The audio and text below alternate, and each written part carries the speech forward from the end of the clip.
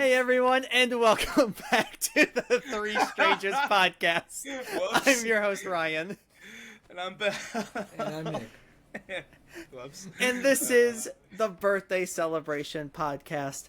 Guys, Happy my birthday's Ryan. coming up. Yeah. Happy- Will this be released on your birthday? I think it might be. It'll be a day before technically, but I before. could release it on Saturday, Yeah. right on the day. You know, Well, we could talk about that. We'll We could talk. talk about that.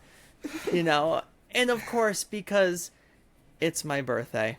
Mm-hmm. We had to really think about what we were going to talk about today. Now, I wasn't leaving a bunch of suggestions about what I wanted to talk about because there is like quite a few things that we could talk about for a birthday episode by me. I love Sleepaway Camp. You know, we've talked about I love Giallo films. We decided we were going to talk about Suspiria, guys. For those listening, Ryan just held up 4 or 5 different DVDs and steelbooks of Suspiria and a signed autograph with the one and only. Mm-hmm. The one and only Jessica Harper. Jessica Harper? God, that's like a dream. One day, meet Jessica Harper. That is like the dream. Did she like regularly like can you meet her out, or is that No, okay, it's really like nowadays not really. Like it's very rare that she goes to conventions and stuff. Oh jeez. But I keep an eye out because you know if it's close enough, even if it's like I would drive like quite a bit to be able to meet her. Well, dude, sometimes you just gotta make your own luck. You know, maybe you can like look up her phone number. No, I'm just kidding. No, I'm kidding for that. No, I'm kidding for that. But no, I know how much you love this movie, so that probably would be. Well, unfortunately, you can't meet Dario Argento. Unfortunately, It's so hard to meet Dario Argento. Yeah, that's He gonna also, but he travels quite a bit, and he's making one more movie. He has like said he's gonna make one more, and that's it. He's done. Do we know anything about that movie?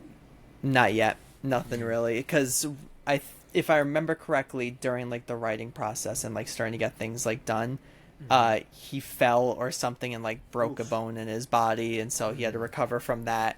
So things got very pushed back. Wow. Okay. That's crazy.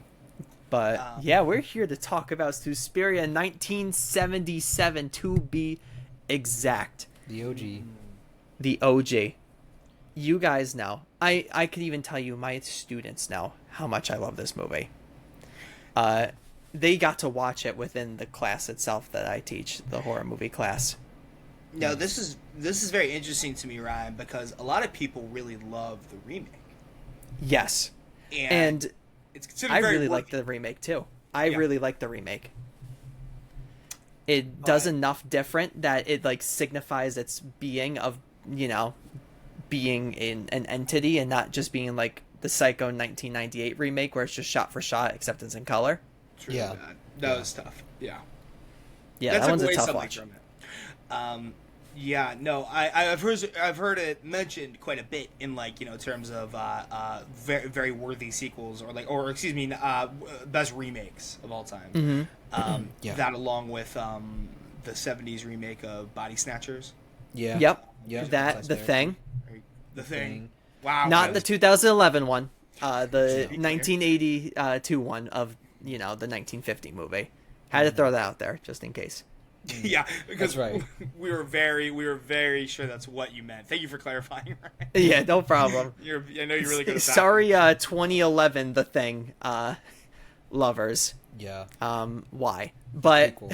Wow. Well, we got to cancel Ryan really quick because there was actually no woman in the 1982 one, but there is woman in the 2001 one. So, Yeah. yikes. Okay. It's a Well, anyway, bad look. it is a tough look. It is a tough look. yeah, it's a tough look, guys. Sorry, I stole that from Twitter. I'm pretty sure. But anyway, sorry, you were saying that. It's one of those rare occasions, I feel like, with a thing where the remake is more popular, I would say, than the original. Much more popular. Would you guys say that that's how this is for Suspiria?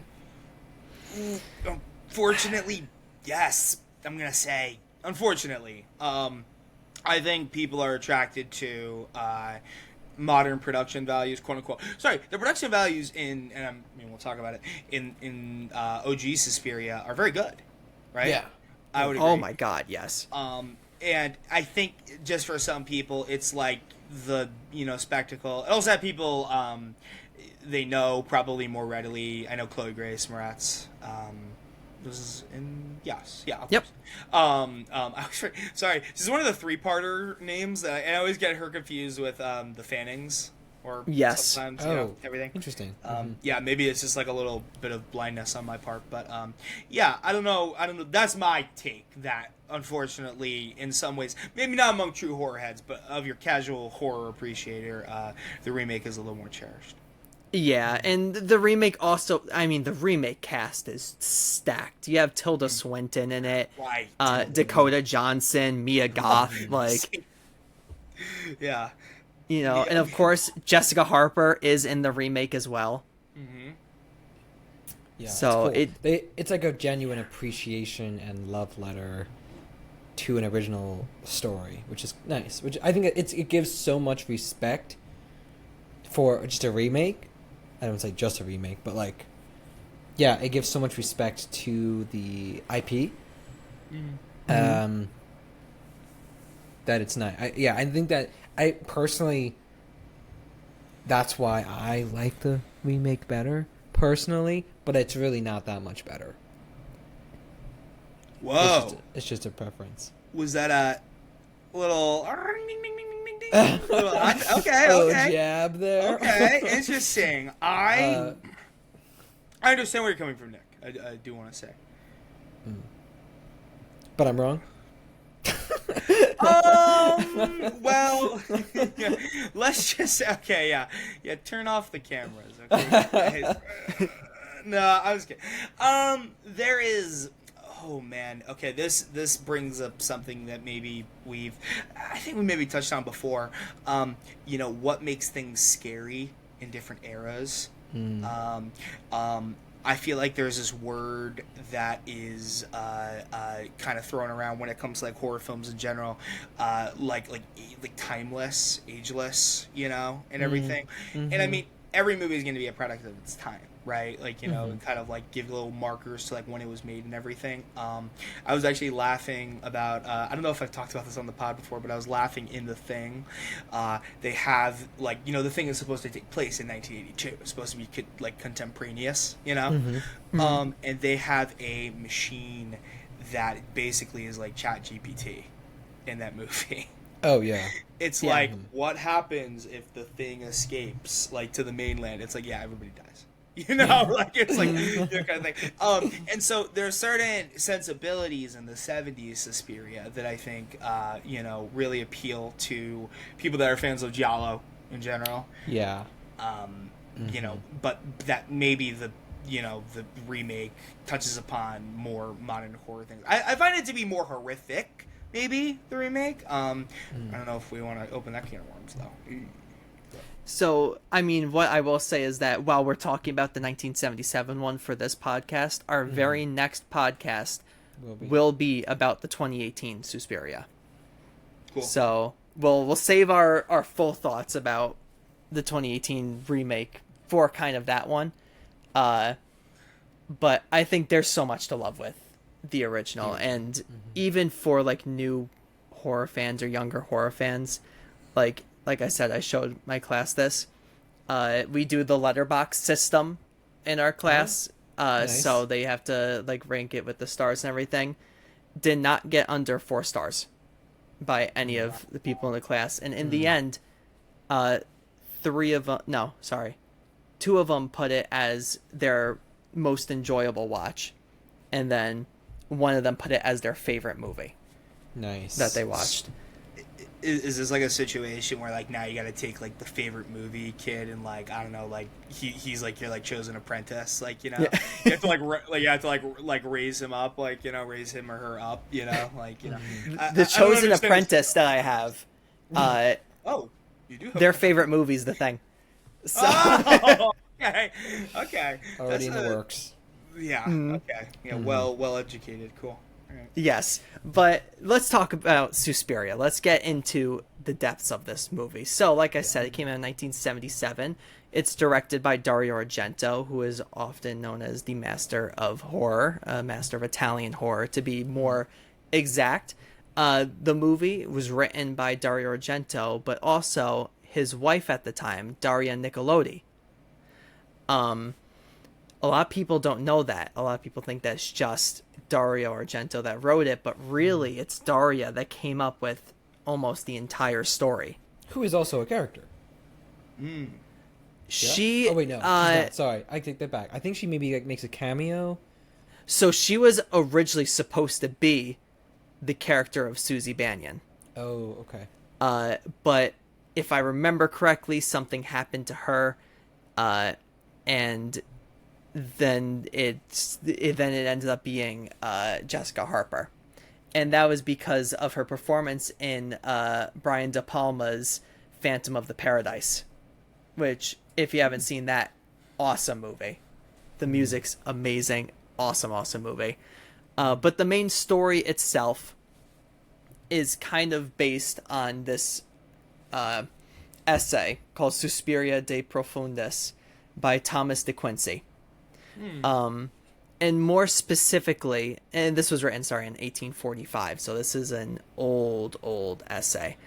And I'm sorry for pronunciations of some of this stuff, but it's within these essays is multiple upon multiple essays, with the main story that influences Suspiria being Lavana and Our Ladies of Sorrow.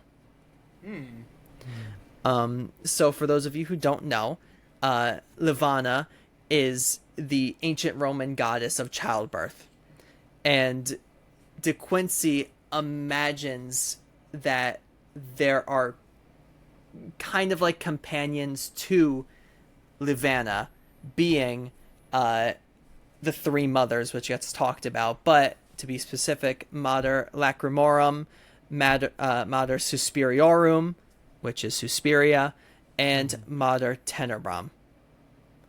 And they all represent different things. Mater Lacrimarum, the Lady of Tears, which is the third in the trilogy of like Suspiria, Inferno, and Mother of Tears. I didn't realize. I didn't know it went this deep. Okay. Yeah. Okay. Yeah. So this is a trilogy with Suspiria very clearly being the best one. Yeah, that's true.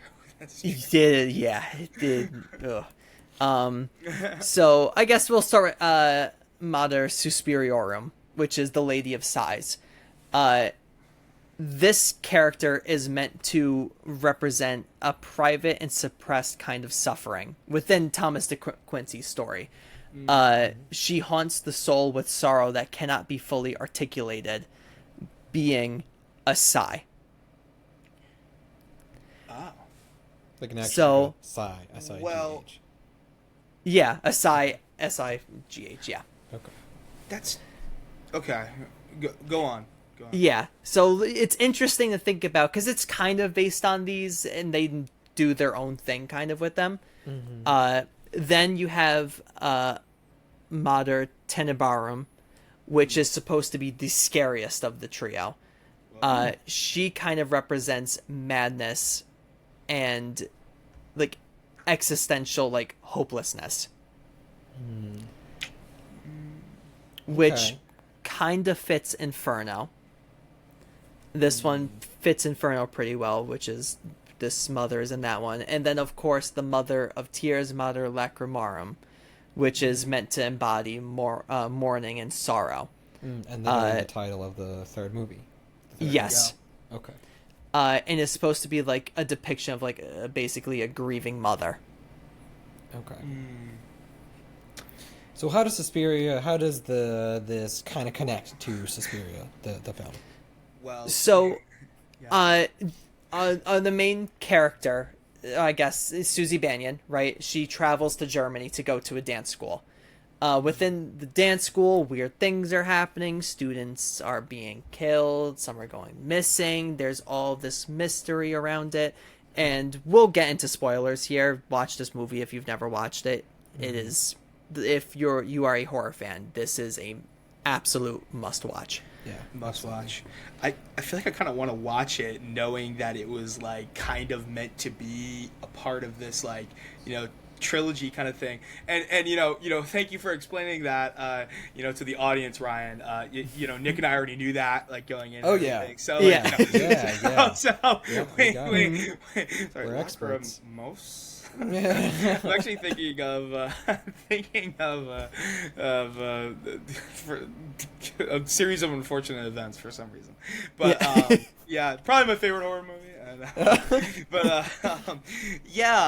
I'm not surprised to hear a lot of this movie is kind of quiet suffering. It's a very stuffy environment, right? The school. I think that's sort of where Suspiria, the OG, I'm just gonna, it's understood that we're talking about the OG now, that is kind of where it lives. Like, it's like, almost this Kafka-esque, ooh, something is going on here, I'm in this terrible situation, but there is no way to go except, through. If that makes sense. Yeah. It's like I have to, see this thing, all the way to the end. That's what I got from Suspiria, at least on my first watch. It's a character study in being brave, and courageous for others as well as yourself. So Yeah. Mm-hmm. And a really important aspect to the last girl concept, and can we go spoiler? Yeah, goes Yeah, full okay. spoilers. And also killing the monster. Like, at the end, it's victorious. Mm-hmm. Really it's such a full movie. It's a bookend movie, really, right? Because it starts with her going into the school, right? If I remember correctly, that's the first scene. Yeah, her Sorry, leaving the airplane and headed to the school. Mm-hmm. And then the last scene, I believe, is her leaving. So Yep. a bookend example. Really, I mean, it does that really well. It's such a complete film. Yeah, and I love how you mentioned, Bill, the quiet suffering. That's kind of how this movie is, because any character that is more vocal of what is happening is instantly killed off. Oh. Wow, that is true. You get, the squeaky wheel gets the axe. I Yeah, guess. he gets stabbed multiple times in the heart with a shot that is literally a heart being stabbed. Yeah. Yeah. Yeah. And that's what I kind of want to talk about, why I love this movie so much.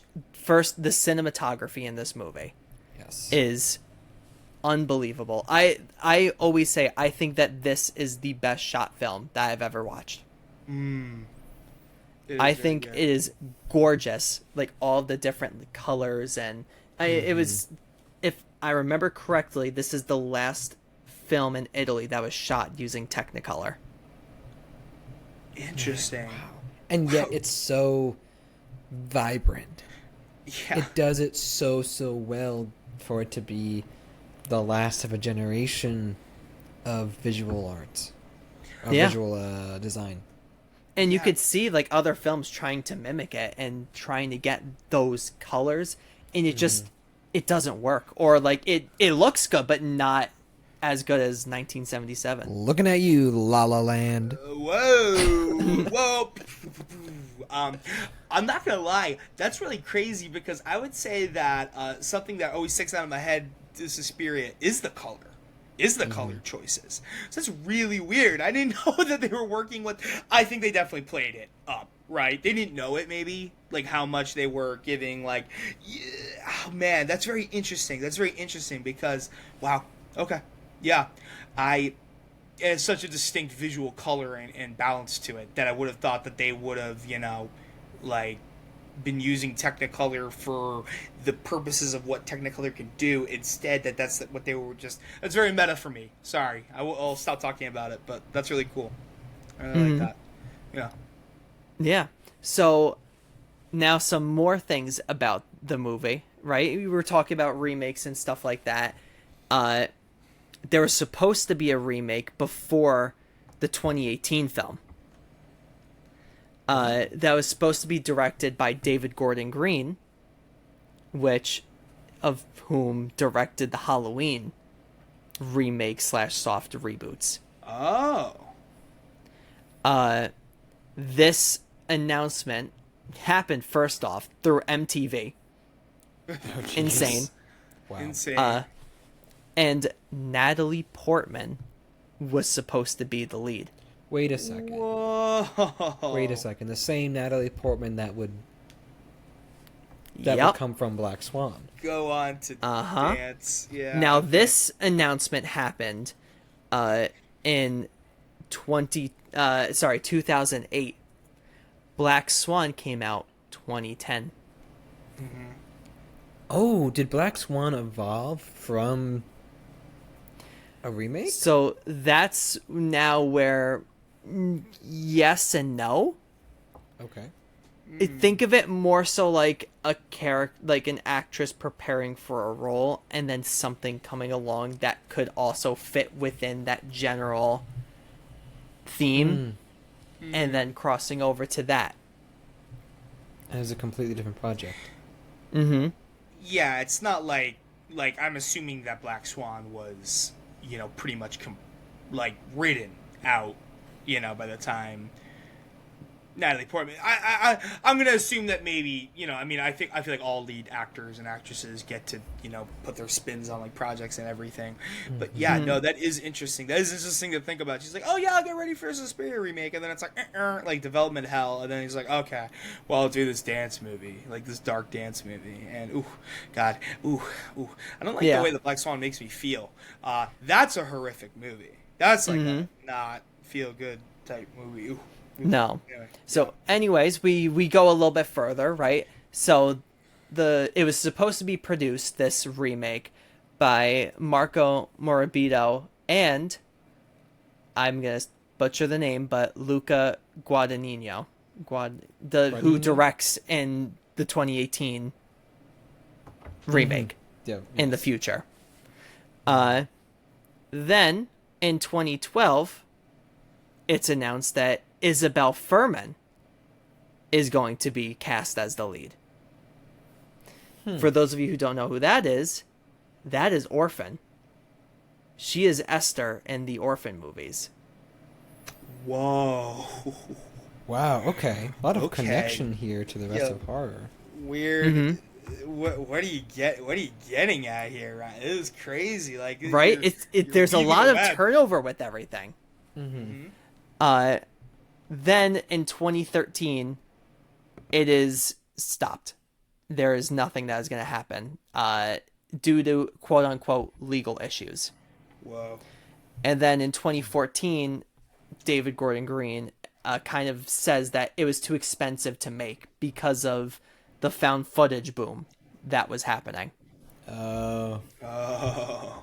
Oh no! Wait, another connection. It's like another. Okay, wow. Okay, so basically, what you're saying to me, Ryan, is that Blair Witch Project almost demolished the chances of a Suspiria remake. Okay, well noted. Well noted. Yep. Just Oh, sorry. Wow. But you guys are right. Okay. Okay. Yep. All right. Just To then which... Just wait till we get Caitlin to watch it. We'll be back. Yeah. We'll be back. Oh, we'll be back. Okay, sorry, but anyway. No, that's okay. To then which in 2015, it is announced that Luca Guadagnino, like I said, I'm butchering the name. I will know this for next week. Will be directing Suspiria. Wow. So I had to go through a lot of steps, a lot of waiting, a lot of pausing, a lot of changes. Before it to which finally something else we're going to talk about. Suspiria 2018 is a commercial failure.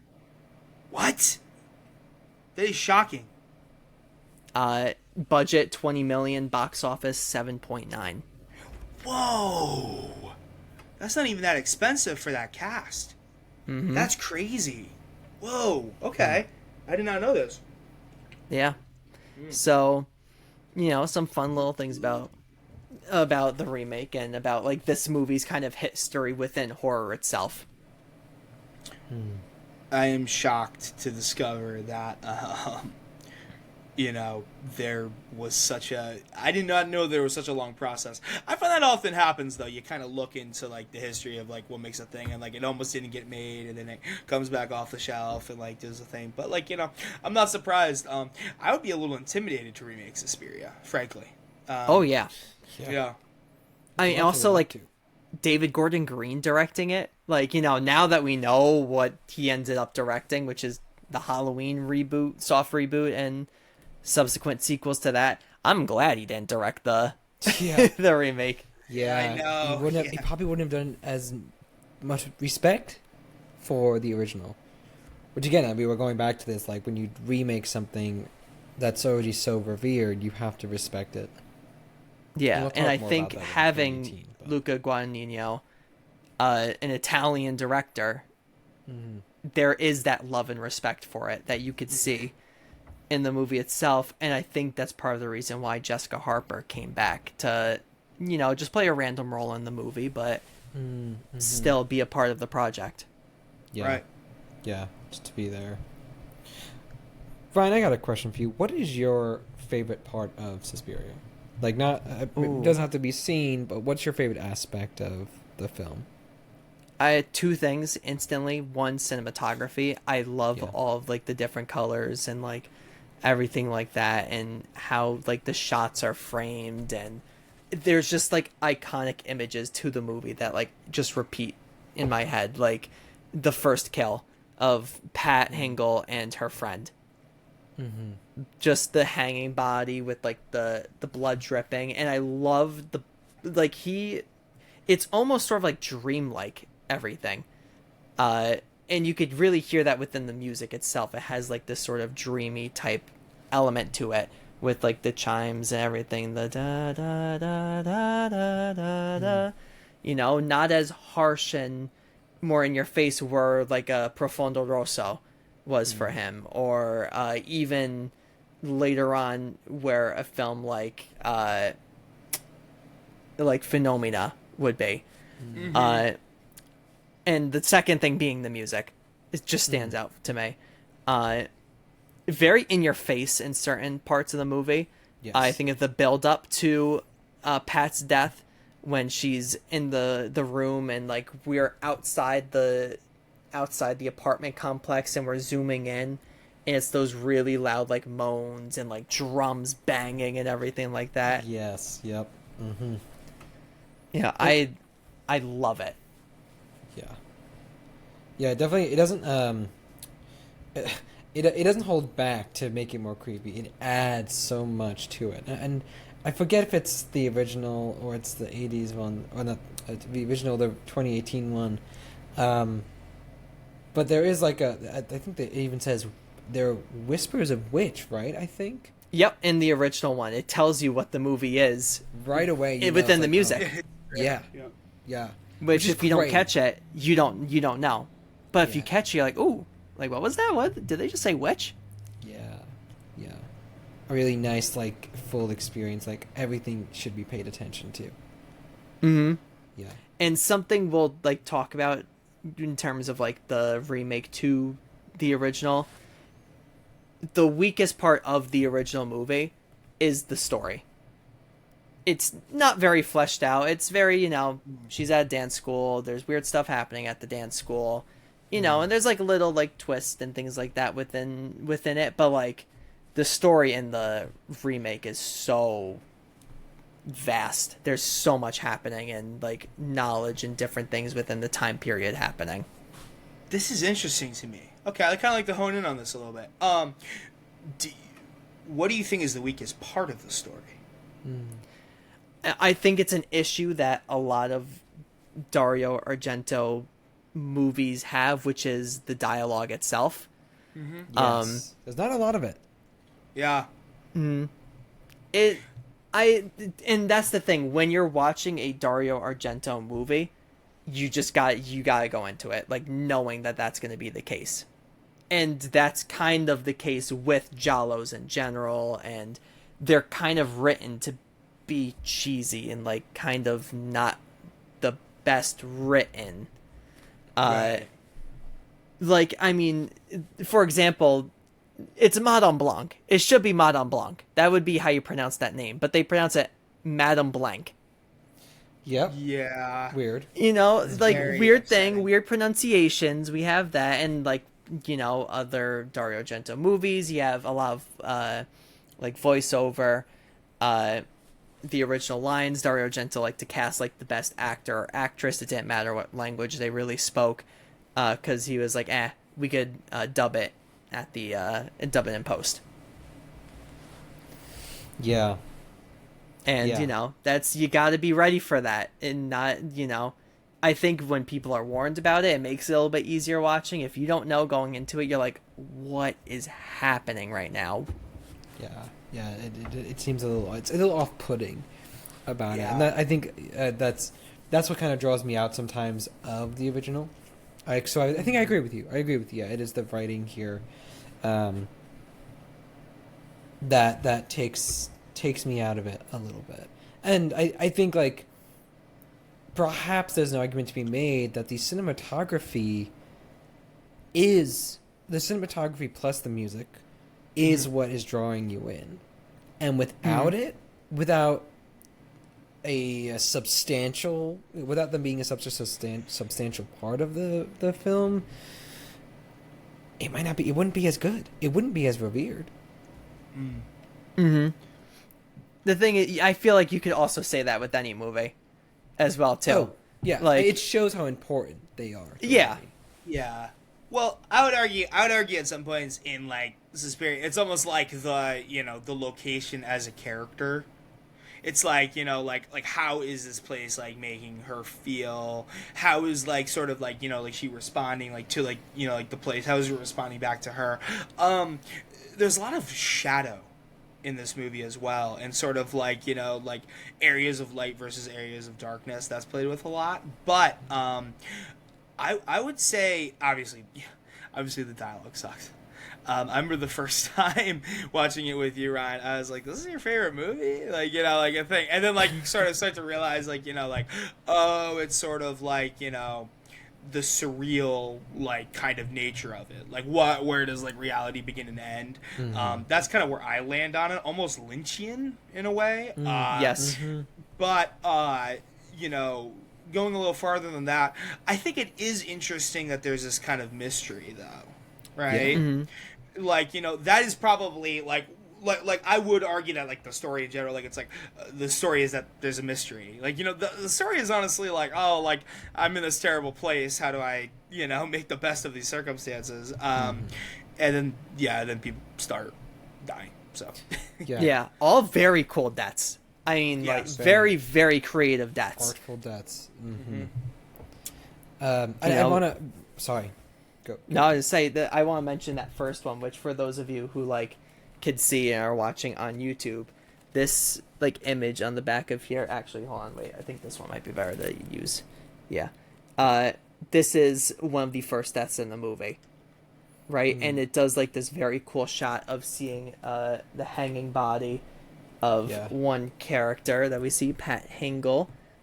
We see a close-up of her and the blood dripping off of her, and then it cuts down into seeing the shot of her friend on the floor, and basically her like body sliced in half with a glass pane and part of like the window from up top of the building that they're in.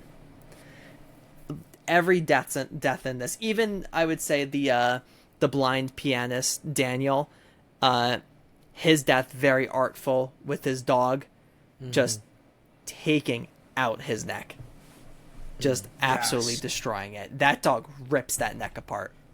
It's really, that is one of my, I mean, it's very evocative imagery, right? Anyone that's a pet fan might not quite appreciate that one, in a good way. It's affectatious, right? Yeah. And then there's the death of Susie's friend at the school, Sarah.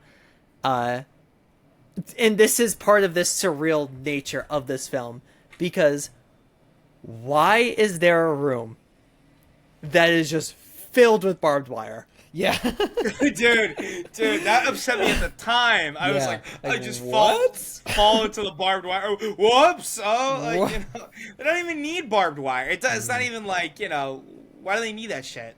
Is there some deep secret meaning you're gonna reveal, Ryan? This would be the time. There's barbed wire through like around the school itself, so it's not like this in this random room. There's only barbed wire and stuff. But and it's this surreal nature of it and this feeling of like you just can't escape what's gonna happen. Like you have that little bit of hope when she goes into the window, like to escape the killer. That takes a very long time to try to, you know, hit the lock that's on the door. To which she jumps across, and I even like my students when we were watching went, "What?" But it leads to a very awesome death that had a few of them have to look away when it goes to, you know, her throat, and it zooms in on her throat, and then just the slash across, and you see her like neck open up. Yep. Yeah, it's Very done pretty well for 1977. I feel like something that really I liked a lot about the cinematography and the use of color is the more deaths that happen, the more red you see. Yes. The more that red is used. So it's kind of like it's like as you're watching, your senses are flooding with the color red as a symbol of the blood that has been spilled and is being poured.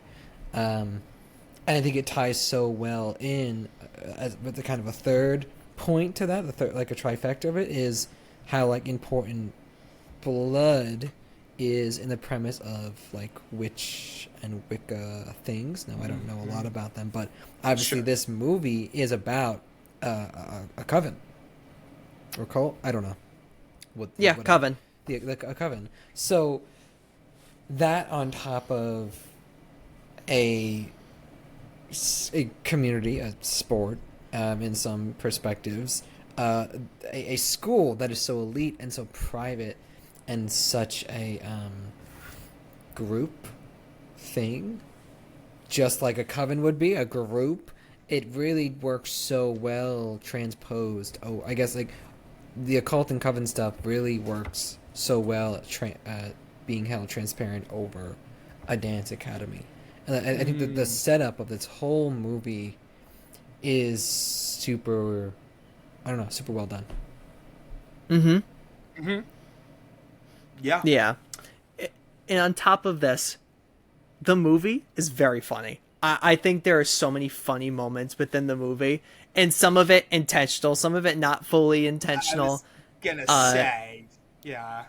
So, like, one, I love the scene with, like, Olga and Sarah when Susie first gets to the school, and Olga's like, Susie, Sarah, I once read that names which begin with the letter S are the names of snakes. And That is really good. Yeah. Yeah. It's good acting. A little bit. It is. Good acting, Ryan. That was good. Thank you. Yeah. And on top of that, I think this is the funniest moment of the movie, and it's such like a, if you realize it, you realize it. If you don't, you don't. When right before Daniel is killed, right, and he's in like that club, and they're all doing the dancing and stuff like that, and like you see the dancing, and it like cuts to Daniel, and you see him like, you know, with his glasses on, just like sitting there, and it cuts back to the dancing, and then it does this wide shot out, and you see that Daniel, who is blind, is not looking at the people dancing. He is looking in the complete opposite direction. So it's like this joke of the camera showing like a shot that, oh, he's he's looking at them, like watching the dancing, like listening to it, to then this wide shot of him just looking the complete opposite way. Well, it has its humor. Also, the reality that blind, you know, if someone's blind, they might not look directly at you or directly at what's going on. Yeah. So it's like this little funny like thing even within like just, you know, the movie itself. That's not really like small blip. Yeah.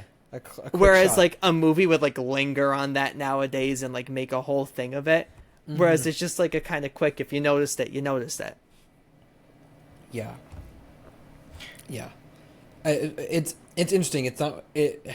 If there's something that this movie isn't, it's subtle. But that is subtle. Yeah. Yes. Yeah, this movie is a case study in not being very subtle, I would say. In a good way too, and it doesn't ruin it. Yeah, no, it doesn't like hurt the movie necessarily. No, everything is very obvious. I think that, okay. I mean, does this mystery work for you guys? When you guys first saw this movie, and I know this is kind of like weird, like, I'm asking you guys to kind of meta it. Like, did you know that it was going to lean so supernatural that, like, it literally was going to be, like, under the influence of, like, a coven? I'm interested to see where you guys were with that. If you look at... Oh, I was going to say the same thing as you, no. Because if you look at his filmography and everything that he's made up to that point, it's all murder mysteries. Right, all set character of and they're giallos, which I think we've kind of mentioned before. But for those who don't know, giallos were Italian like murder mystery books that were sold, and then it became a subgenre of horror that started in the 60s and had its run through the 60s, 70s, and then into the 80s before it kind of died away. Within a giallo, there are some like specific quote unquote rules that need to happen to kind of quantify it within the subgenre, and that's where we talk about Suspiria. It's giallo stylized, but it is not a giallo film because it doesn't have the qualities that you need to be signified as a giallo. Oh, interesting. Okay. Yeah. Right? So a big thing that happens in giallo films is the main character of the movie witnesses a death. And through that death, they either one, see something wrong, like there's like some sort of eye trick that makes them not fully realize what they saw, or they don't catch the entire thing, something like that. Which is what leads the entire mystery of the movie, because that character needs to solve what happens. Within Suspiria, we kind of get that when she arrives at the school and Pat is yelling to who we find out later is Sarah about the irises. But she doesn't process all like what she heard. She doesn't know what that means and anything like that. It's kind of brushed aside. Whereas in a giallo film, that is the focus of the movie. Like, that character being obsessed with what just happened to try to solve what happens. You can see that in Deep Red with the pianist, with the murder of the psychic there. And even if we go, like, further on into his filmography and everything like that. And just giallo films in general. The Bird with the Crystal Plumage. The main character witnesses a death and doesn't fully understand what they saw, and that's what leads the movie to that final plot twist of what happened, which is supposed to be this big reveal. This movie, you don't really get the payoff as much. Like, it does have the solving of it. But it's never like this big, like, oh my god, like, I'm gonna watch it back now and be able to see the camera trick as it happens, which in all of his giallo films, if you go back and watch it, it is exactly how he plays it later on. He never does the thing of like, oh, I'm going to show you something like later on in the movie and be like, oh, but if you looked carefully in the beginning, you could have saw it, and that's never there. Okay. That is not the case with his movies. And if you listen very carefully at the beginning of the movie, you could hear Pat yelling, 3 irises, turn the blue one. Interesting. Yeah. That is so interesting. It does have those little hints of a giallo film within it. It just it's not a giallo film. It's stylized like one, but it isn't a giallo film. Hey, Bill, what would you say is your least... Oh, no, you said your least favorite is this dialogue. Do you have a favorite that is different? Honestly, like, without... this is kind of interesting. there is a lot to be said about this set, right? I don't know if this is a film that you guys are super familiar with, but do you guys know? I want to make sure I don't mess up the title of it. I believe it's called The Thousand Fingers of Dr. T. Do you guys know this? No. So it was a really ambitious. It was honestly a really ambitious kind of movie at the time. It was a very early attempt to take the world of Dr. Seuss and make it kind of like come to life on film. And if you know anything about like the general world of Dr. Seuss, it's almost like, you know, people don't think about it a lot, but it's almost like MC Escher-esque at times, you know, these sort of like weird like nooks and crannies and everything. I get a lot of that same energy from Suspiria. Everything's very angular and kind of like unfriendly and kind of unwelcoming. So I guess my kind of dark horse thing, I know we've talked a lot about the cinematography already. I really enjoy the the set design, the unsung heroes, maybe, you know. No, I think I'm gonna land at that. I don't know if it is my favorite thing compared to the cinematography or just the visual design in general. It is funny how much goodwill this film gets off of just looking really good. Yeah. But hey, I mean, you know, there's tons of movies that we've talked about like that, you know. Yeah, I have a question for you guys. Okay.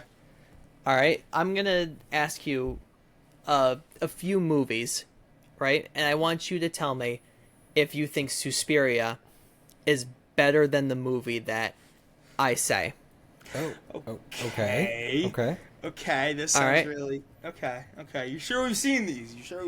Okay, I think some of them, even if you haven't seen it, you'll have an answer. Okay, I'm interested to see where this is going, but alright. Alright, you guys ready? Yeah. Let's do it. Alright, the first movie that I'm going to say is The Haunting from 1963.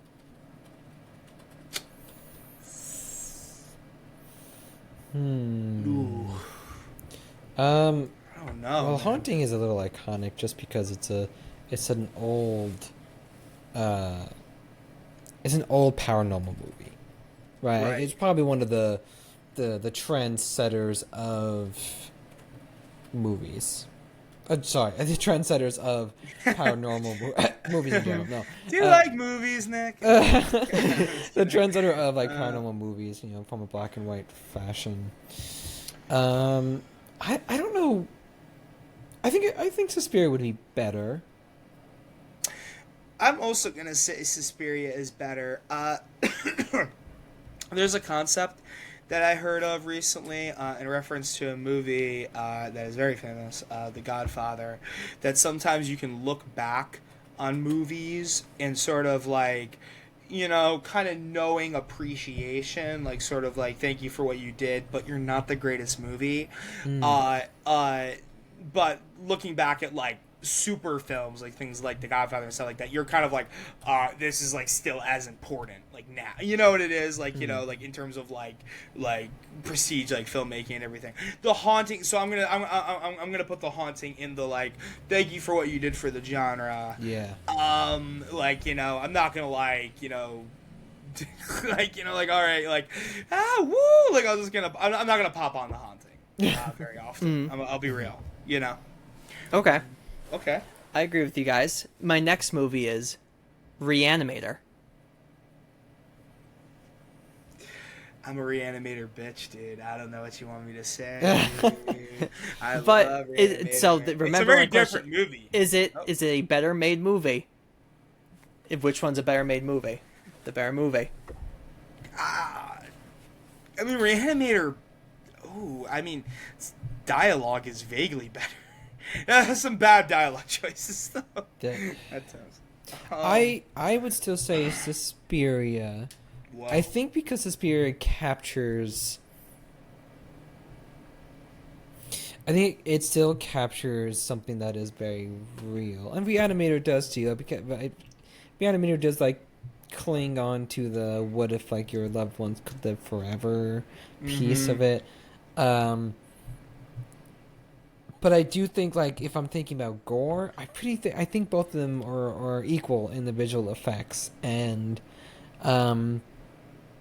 let's be real, for me. I mean, I know we watched the unrated version. I feel like there's not a single moment in Suspiria that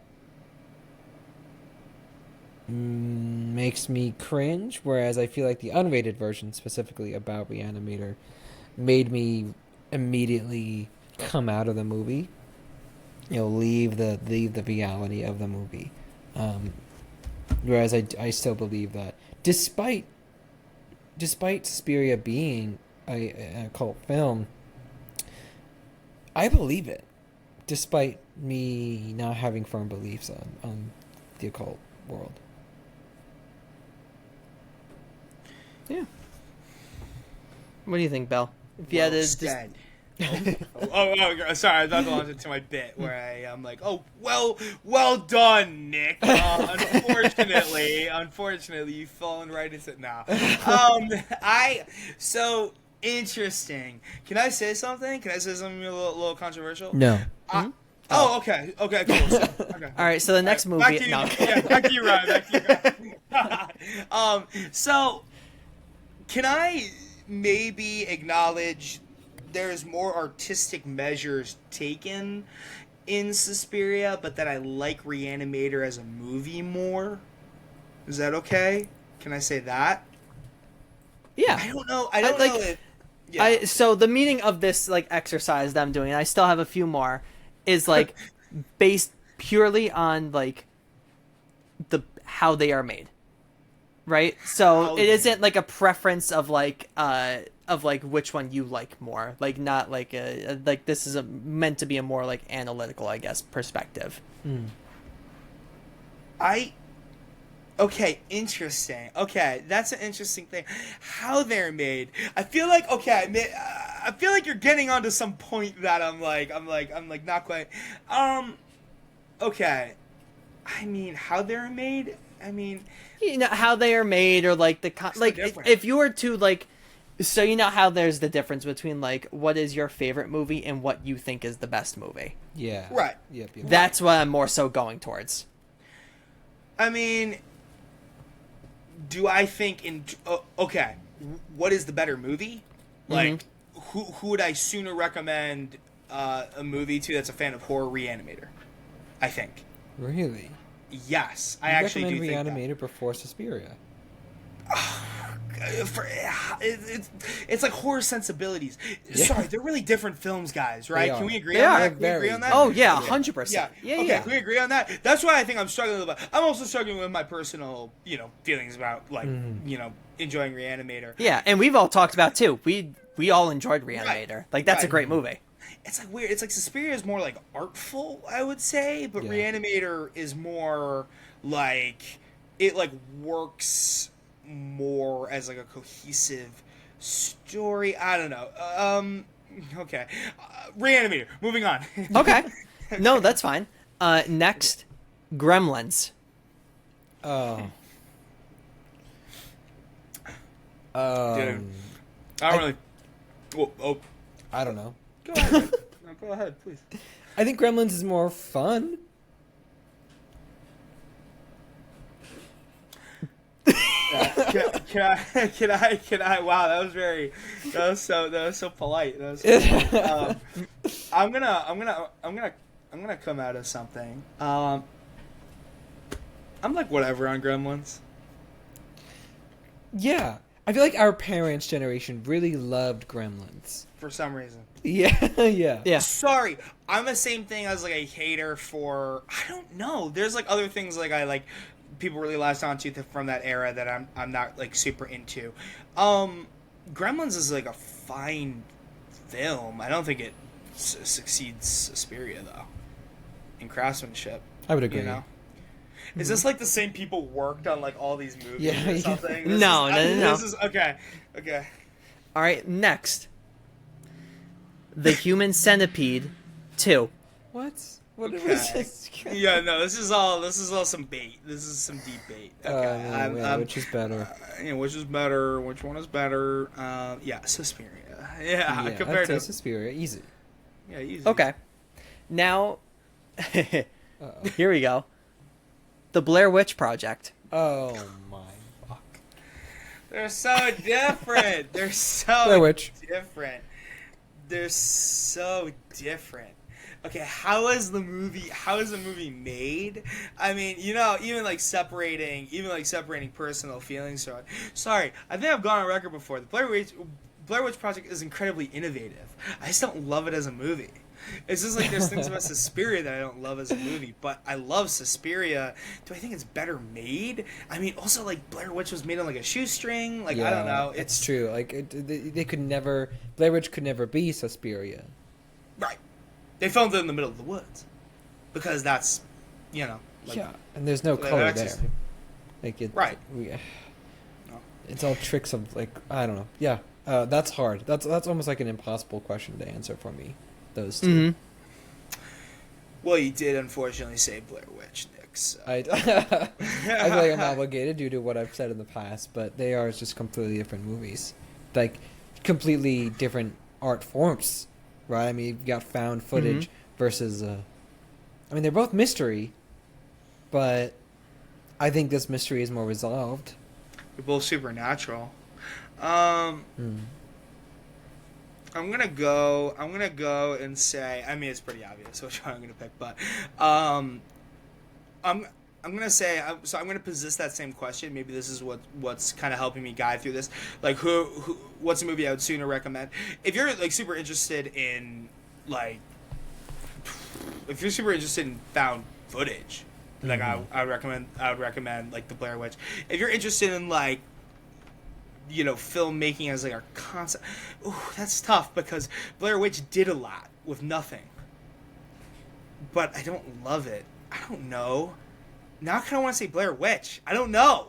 Like now Wow. I don't. Well, no. It's what movie is better? I don't know, man. I'm gonna split the room. I'm gonna say Suspiria again. That's a real head scratcher. Where are you getting these? What is so this? this is kind of. Do you want me to do one more then, with it? Yeah, one more. Sure. All right, let's do one more. Let's go with.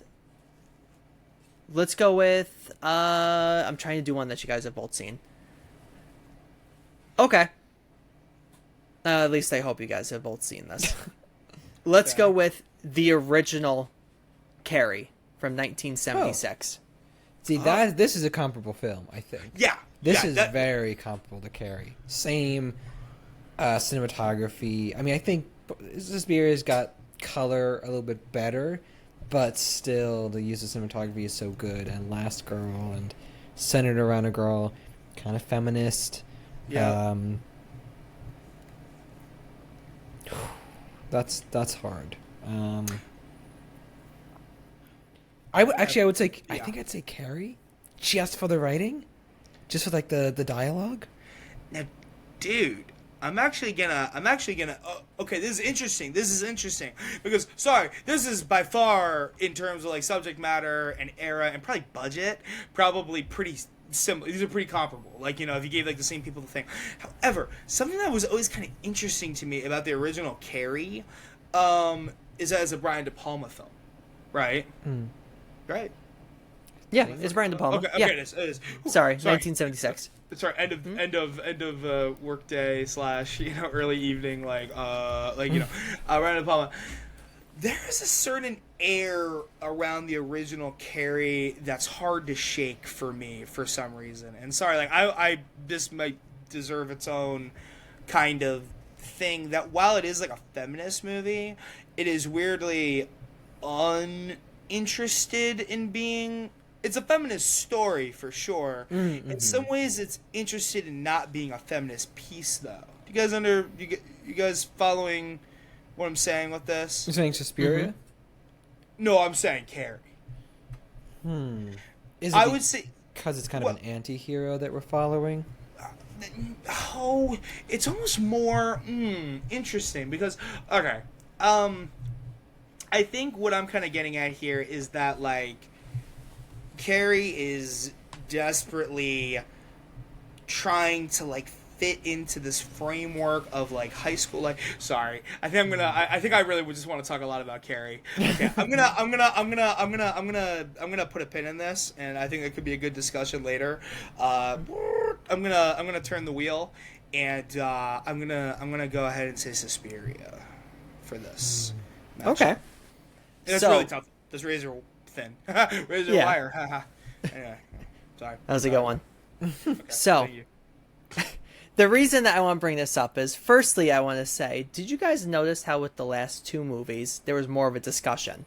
That was like, these are like, there's qualities to both of these movies that it could be either, Yeah. Sorry. right? What's the one? It was Blair Witch before. Yeah, Okay, so we had Blair Blair Witch, and Witch then we and had Carrie. and then Carrie, Carrie. Okay. right? Yeah. Yeah. Yeah. And then kind of in the beginning, we had, Gremlins Mhm. in there. We did the Reanimator in there. Mhm. That's tough. That one was Human tough. Centipede 2, Not tough. Not tough. Easy. I Right? was wondering why you were saying that. Yeah. Okay. Can I make a So- guess? As yeah. To what this connection is? Oh. Does it have to do with revenue? No. Budget? Hmm. Nope. Okay, I don't know then. You That ready? would have been my guess. Yeah. Budget. Yeah. So there was a list that came out in 2024 by Variety Okay. that Okay. released the 100 best horror movies of all time. Oh, yes. We talked about we I remember sending this to our group chat. Yes, I remember because, okay, all of these are on the list. Oh, do all of these outrank Suspiria? Suspiria is ranked 99. Oh no, and all these Dude. Every Gremlins? single one that I said on there is ahead of it, right? So I wanted to throw in, of course, like the ones closer to it, like the Human Centipede 2, which is ranked 92, Jesus. right? And I Oh. wanted to throw in Reanimator because I also feel that Reanimator is 85. It is too low. It should be higher, It's pretty low. right? So I wanted to get towards the end, and then I wanted to get towards the top, with two of them towards the top being Blair Witch is up to the top. Blair Witch. Oh, it's all coming back to me. Like it's like, it's all psychically coming back to me. Oh. I'm like, isn't Blair Witch like ranked insanely high? top Is it 10. a top? Is it a So top 10? Blair Witch is 24. Oh. Oh, I mean okay. that's still really high. It's That's still high. really Yeah. That's still really high. Still high. Okay. And Carrie ranked 10. I don't agree with that. Man. Top Right? 10? No. So, and this is why I wanted to do this, because wouldn't you say that Suspiria is more comparable to films in terms of, like, how they are made, like, impact? You could say, like, which one in general is the better movie, all that. Isn't it more comparable to films like Carrie and Blair That's a Witch? good point. It is. Wow. Oh, damn. Brought it all the way home, Ryan. Okay. Nice. Well, I'm going to say this much. There is a lot of problems with that list, obviously. But yeah. even if you're taking, like, the, no offense to anybody at Variety, like, Zoomer brain out of it, how the hell are you going to get to some of those choices, Yeah. That's really strange. By the by, was the remake wasn't on there. No. assuming. The Right, remake okay. is not on there. There's a few movies not on here that's like, how the hell isn't it on here? Perfect Blue, nowhere to be found on this list. Dude, that is really crazy. You consider that a horror movie? Yeah, is that I thought that would be a drama. Yeah. I mean, if we're gonna go on that tangent, then Yeah, that there's sounds like movies a on whole- this list that Yeah. should not be on there. Yeah. Like, I'm Yeah. sorry, is the original King Kong a horror movie? The original, the 30s one? The black and white one is considered a horror movie. No, It it's is, like an but adventure or whatever. Yeah. A swashbuckler film almost, And like also, people- that's ranked 12. Is That's King crazy. Kong 1933 a better film than Suspiria? Can you tell me just one thing, because this Yeah. is bringing back a lot of memories. What was number 1? Texas Chainsaw Massacre. Okay. That's a pretty good thing. For some reason, I thought they were going to go with Psycho. I feel like Psycho, for some Psycho's reason, on always there, remember. gets Psycho's 3. beat. Okay, Yeah. Yeah, that doesn't surprise me at all. For some reason, people really go to bat. I mean, great film, but you think, okay, well, what's number 2 then? Number 2 is The Exorcist. Okay. Ooh. Yeah. Of those 3, Exorcist might be my... Of those 3, I would say Exorcist over those 3. Sorry, I know we're reacting to now it's content. Yeah, I know we kind of got a little far off the thing. You know what I kind of point out here? So we have 3. What was 3? Psycho, then Psycho, The Exorcist, and Texas Chainsaw. Massacre.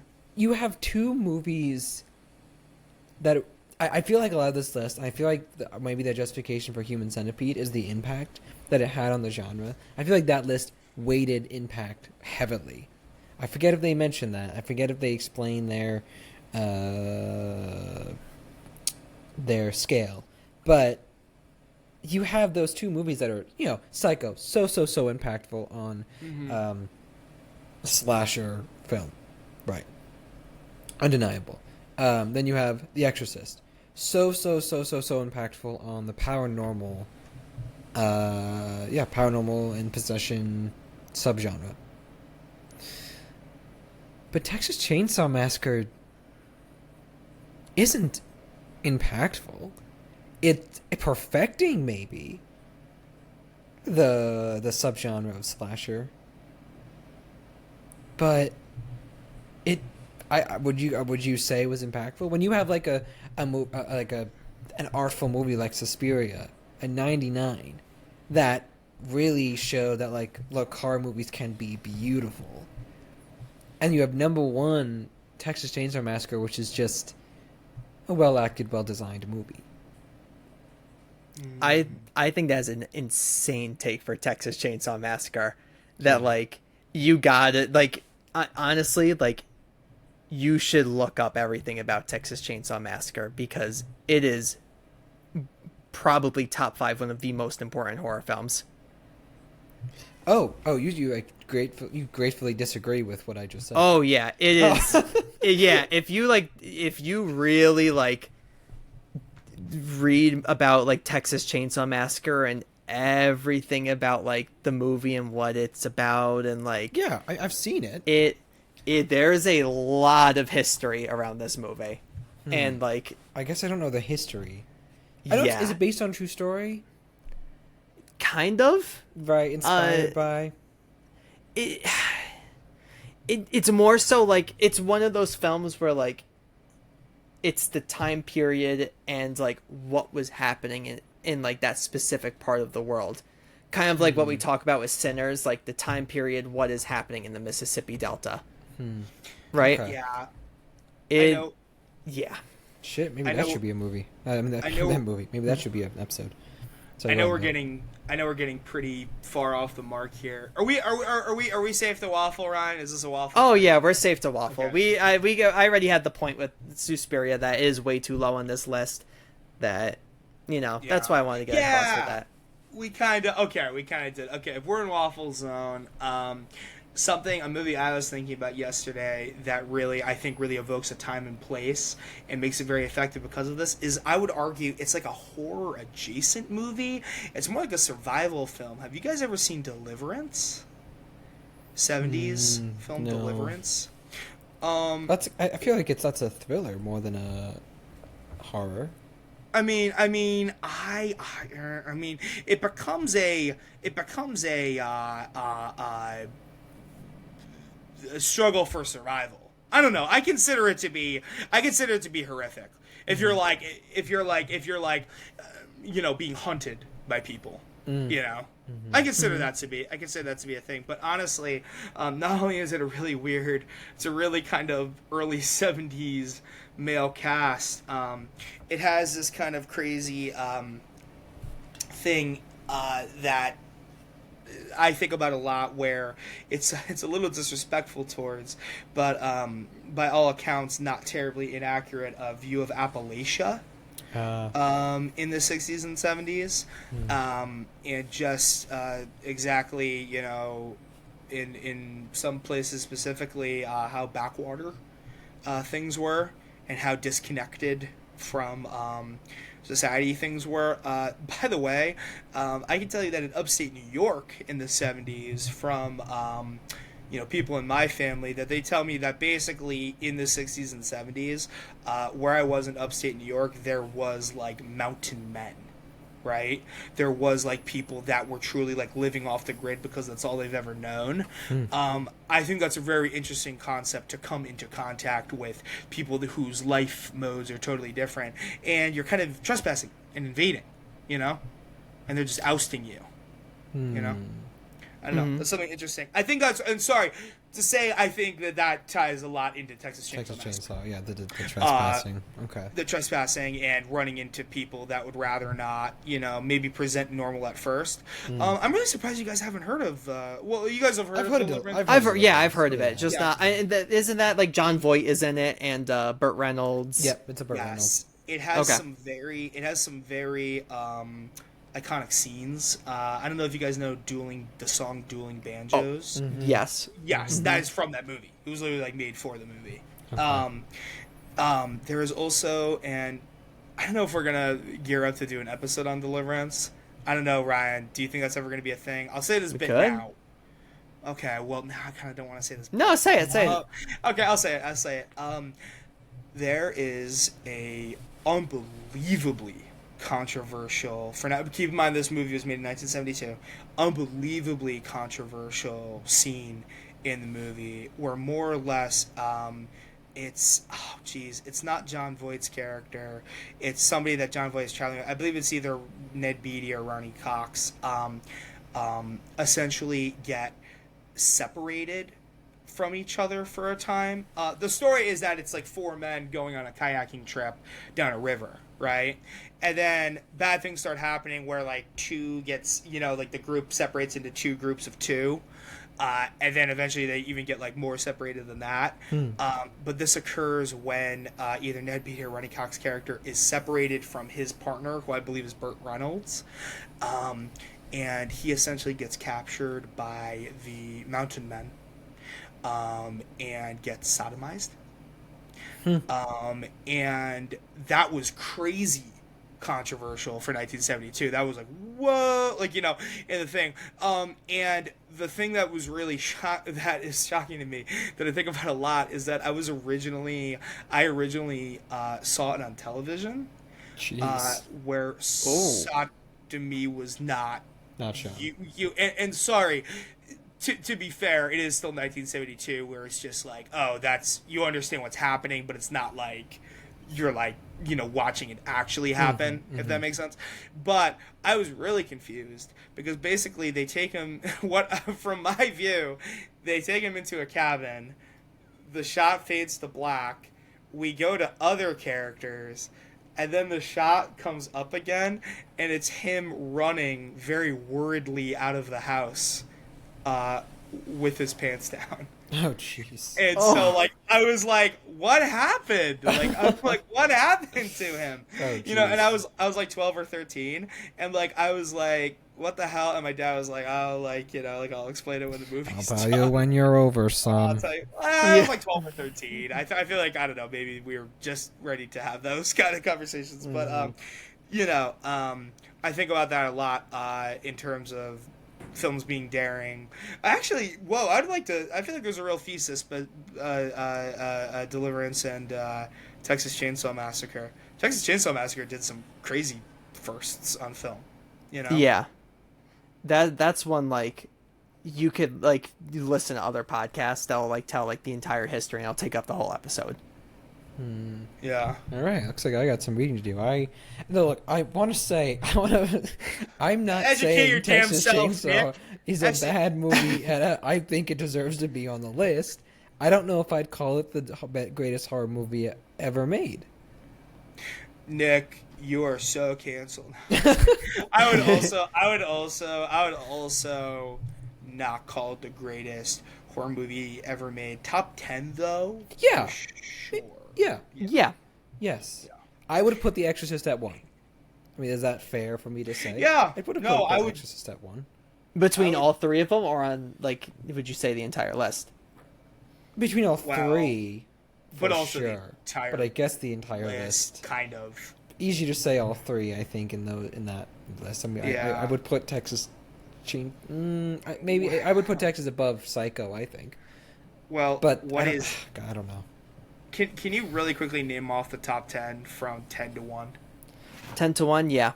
If you have it up, sorry. Yep, I do. This is I was very just looking up something while we were doing this. So 10 is Carrie.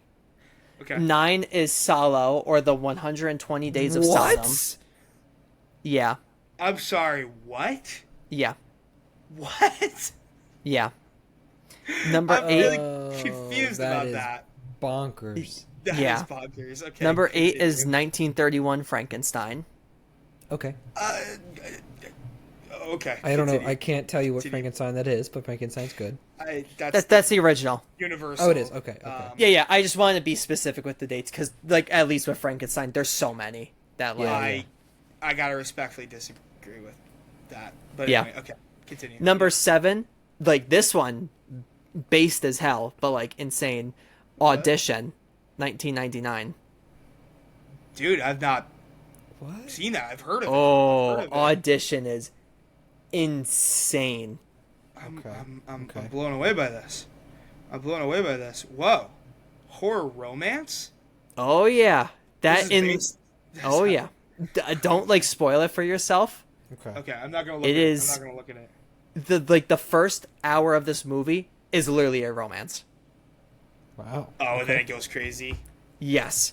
Wow. And you'll okay. be like kind of sitting there like watching it. It to put into perspective, kind of, it's a Takashi Miike movie. Okay. Okay. Yeah. That is interesting. Okay, yeah, continue, please. Number 6 is Night of the Living Dead. Okay. That Classic. deserves to be in top 10 for sure. See, this is. Sorry, I have problems with these lists because it's always like, sorry, what's the notable exceptions on here? Like, it's like, sorry, my concept before of like movies that it's like you like revere because they did something. Frankenstein, revere because they did something. Kind of Night of the Living Dead. Night of the Living Dead's much better in my opinion, but yeah, sure, like first, big, I mean, so was Universal the first? Or Frankenstein the first Universal monster movie? I think so. Maybe. Oh, King Oh Kong. god, now I gotta think of history. think it Yeah, I think predates so King because like Kong, Wolfman is doesn't it? later, Invisible Man is later, Yeah.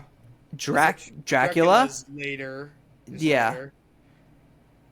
What? Yeah, that- What about? What, I mean, King 31. Kong. 31 is early as shit. King Kong was late, like mid 33. Yeah. Oh.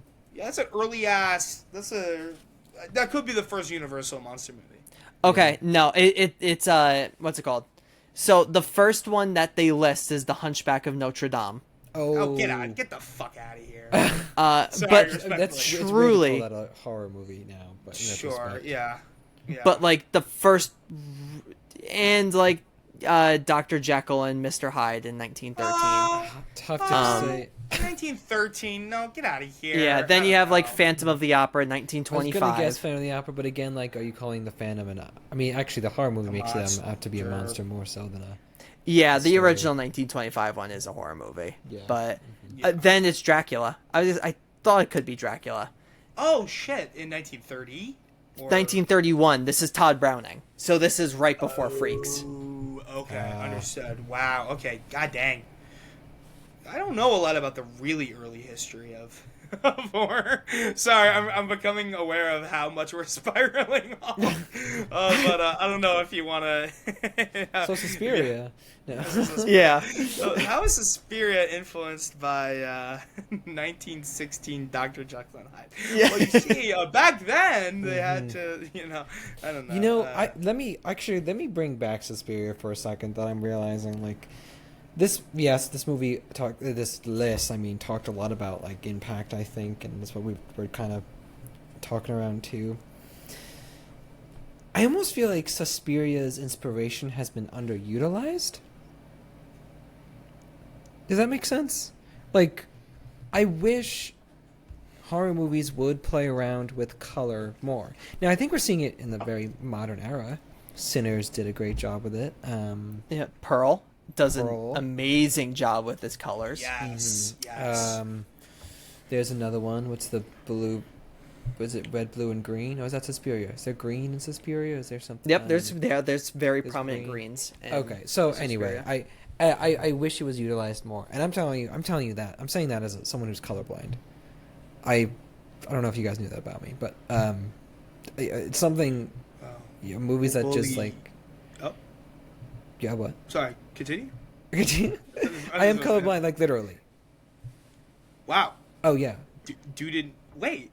No, I feel like I knew this. Yeah, I think I did. I think I've told you because you said you went to go say it's deuteronomia, so it's not like severe. Deuteronomia. It's not Yes, severe, okay. so I need, Okay, but like yeah. sharp contrast does really help, and I feel like more movies should utilize more horror movies should utilize it. There's plenty of movies that do utilize color and exemplify color theory for sure, but I wish horror did it more. Yeah, it definitely, like, in terms of influence, I mean, just like film in Italy, that is like the influential film. So it didn't. I mean, like, nowadays we see a lot more people like being influenced by movies from the 70s and the 80s and 60s, all of that. But yeah, there was no like immediate like, oh, this was inspired by Suspiria, like back in the late 70s, early 80s. Yeah, there isn't. But you could see it with like Friday the 13th. There's very clear inspiration with that in terms of slasher films in the 80s and things like that, which is it's a little sad. But Bill, to finish off the list, 6 is Night of the Living Dead, 5 is Rosemary's Baby, 4 is Jaws, 3 Psycho, 2 The Exorcist, 1 Texas Chainsaw Massacre. God, I hate Rosemary's Baby. Me too. And dude, sorry. Thank you, Nick. Sorry, because people really hold that movie in such high regard, and it's just okay. It's good, okay. It's okay, good. But sorry, once you realize, like, you know, like what's going on, and it's like it was an amazing first watch. How about that? It was I a great wouldn't even first give it watch. that, but Wow. it is a good movie. Okay, yeah. I had a student watch it for a paper, and their comment that they wrote, like, they always like to put a little comment before I would read it. They just wrote, "Yep, I'm never getting pregnant." Wow. That was it. Wow. Which is good. I mean, it's merit from that. The merit of it is a story kind of symbolizes. It's kind of like it's like Eraserhead for women. Yeah. Yeah. You know what? I gotta go, guys. So. What a comparison. Yeah. I think we should. Sorry, I think we need to air out the room a little bit. No. It is kind of Having a child. Let me just clarify for anyone who's unsure. That's just the message of what having a child can be like and can seem like. The similarity. Yeah, that is true. That is very true. I mean, there's a certain amount of anxiety that comes with. Okay, well, I guess I feel like I'm not very. I had like a conversation with coworkers the other day about like, like we kind of don't talk about like pregnancy and like how crazy that is. I don't think maybe this is the place to reach, right? You know, we're like, we know quite a bit about pregnancy. Right? No, you know, I think we need a woman to talk about it. No, but, I'm not gonna. Yeah. Yeah. I've just seen that like perspective and analysis of Rosemary's Baby from a woman, from a woman. Mm-hmm. So. Yeah, and to tie it all back together to Suspiria. Mm-hmm. And with that being said, thank you everyone for watching this episode. He's the master. He's the master. That's why you're first mic, Ryan. That's why you're first mic. Thank you, Nick and Bill, for, you know, letting us talk about Suspiria and then waffle for a super long time about other movies. Pretty much 30 minutes. It might be a record. It might be a record. I just want to say, okay, I'm going to give myself a little credit. I realized I was waffling, and I asked for permission. before we went off the deep end. Okay, that was a really fun waffle though. Sorry, I love tearing apart lists. We could make a tier list of no. A tier list of tier lists. Tier list of tier. Wow, that'd be super meta. What's the AFI? We'd have to pull up theirs, We'd have to pull up probably freaking AMC's and stuff. Okay, well, anyway. We'll talk about it. Yeah, in the future, hey, we could do an episode. We could talk about it. Our top 10 horror movies. What we would put in our top 10. That would be good. I'll be honest. Yeah, I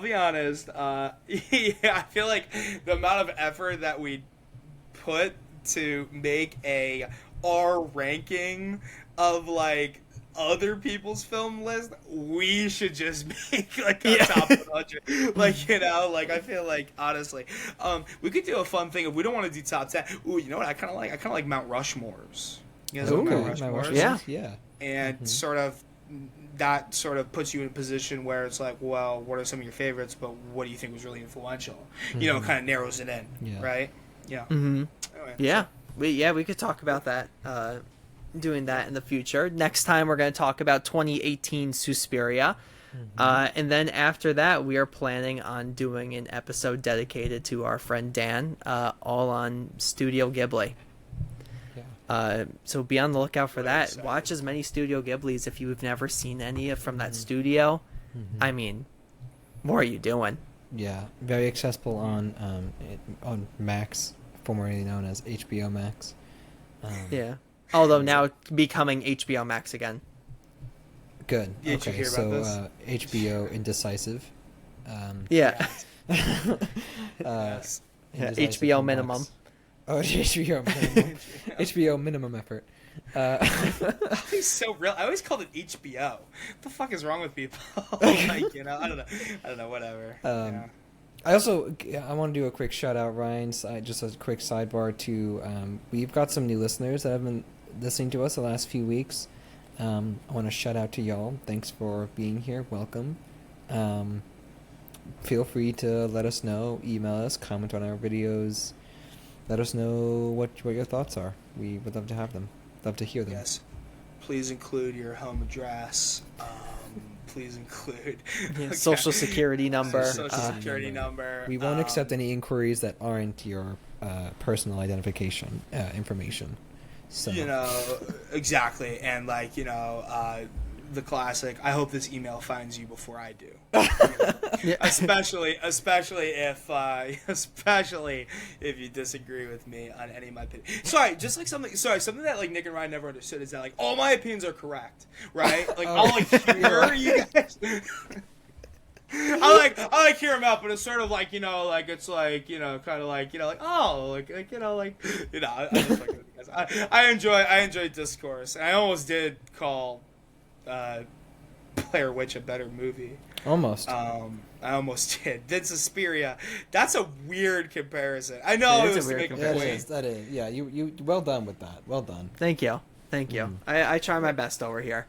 Like we just said, thank you everyone for listening. Thank you, of course, to Nick and Bill, and a very special shout out as well to Port Vale FC, a soccer team from England. I'm going to talk to you guys about that at the end of this podcast. But shout out to them. We're tagging them in on this. They know what they did. They know what they did. Right. Whoa, is everything okay? Everything is okay. We love Port Vale FC here. Okay. And with all of that being said, always remember, The Human Centipede 2 is not a better movie than Suspiria. Word. Facts. Yeah, word up. Bye, everyone. See ya. Bye, guys.